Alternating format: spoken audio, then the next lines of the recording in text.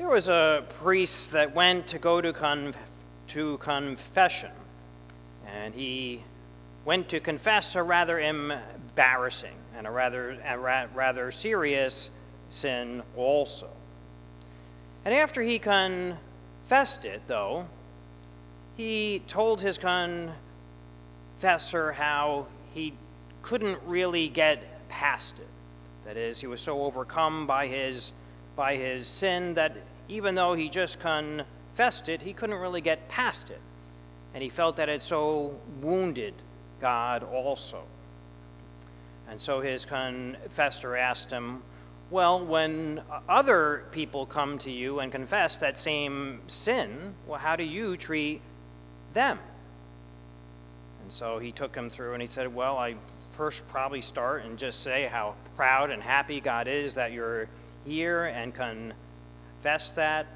I try and treat them with as much mercy and compassion as I possibly can.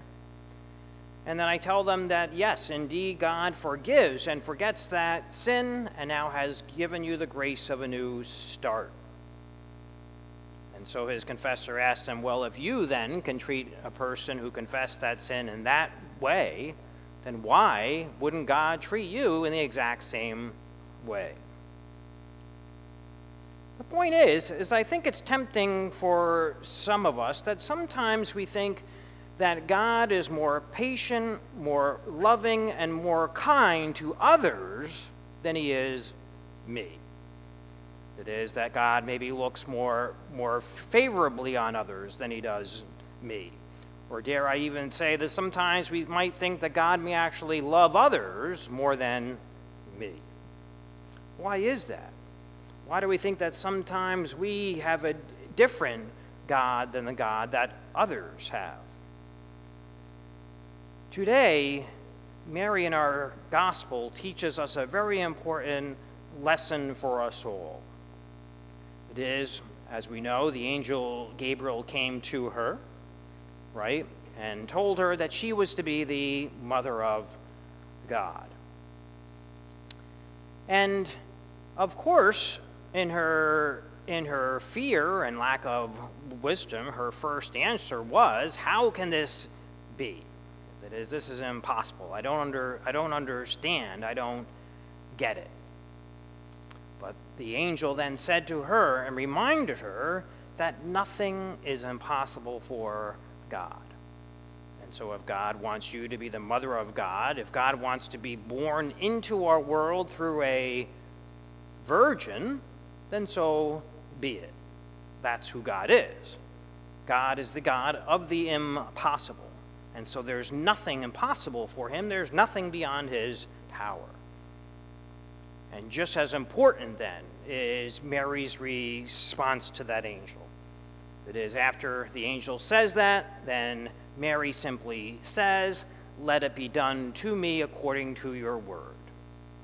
In other words, well, I don't really get it. I don't understand it all, but that doesn't matter. If you say so, then let it be done. Let it be done according to your word. That is, even though I don't understand, I'm going to acknowledge who God is, and if God wants this, so be it. And that's a very important lesson for us all, because I think we need to remind ourselves that the same God that came to Mary is our God also. That God of the impossible is the God of the impossible for you and I. And so, what that teaches us is that just like with her, there is nothing beyond his power when it comes to us and in your life and in our world. There is nothing beyond God's power, nothing that is impossible. And so whatever is going on in your life, in our world, it doesn't matter. God is in control. He ultimately has the power. There is nothing that is beyond him. On top of whatever personal issues we might have, or how hard our lives are in these pandemic times and these tough financial times also, that is, we have to remember to turn to God and trust in him and trust in his power.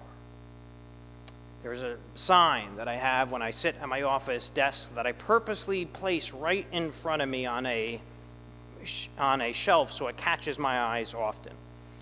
And I brought it from my last parish. And all it says is, it can be done. D-O-N-E, not D-U-N-N. It can be done.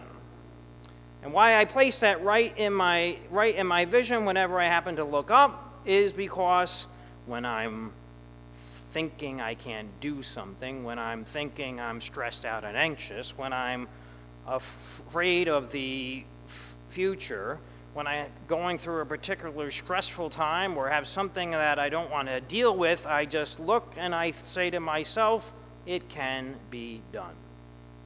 For with God's grace and power, what can't be done? It can be done. Always. And so, that is great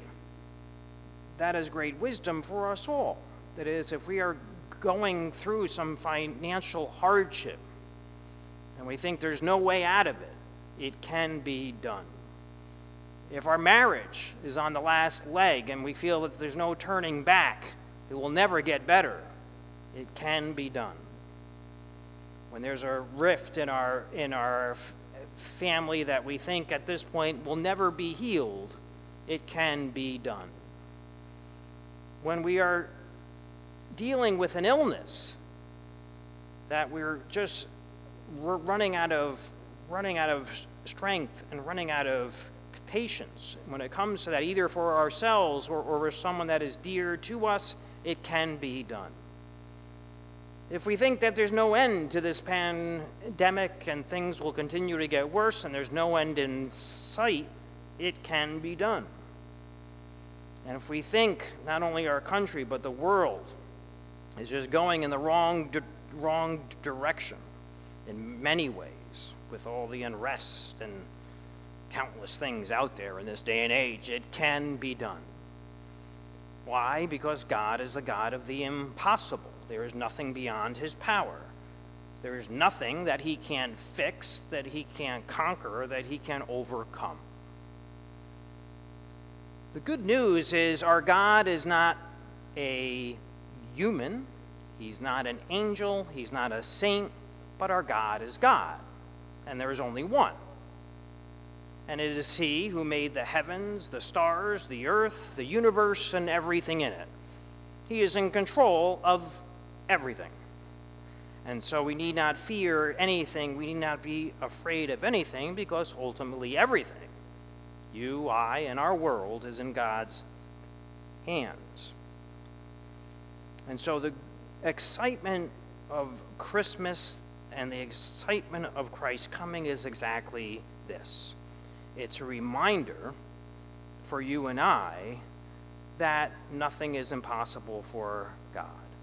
Nothing was impossible when it came to Mary and what he willed in her life, and nothing is impossible for you, and nothing is impossible for our world. And so the good news is that Christmas is coming. Christ is coming once again, and he comes what? To save you, to save me, to save our world.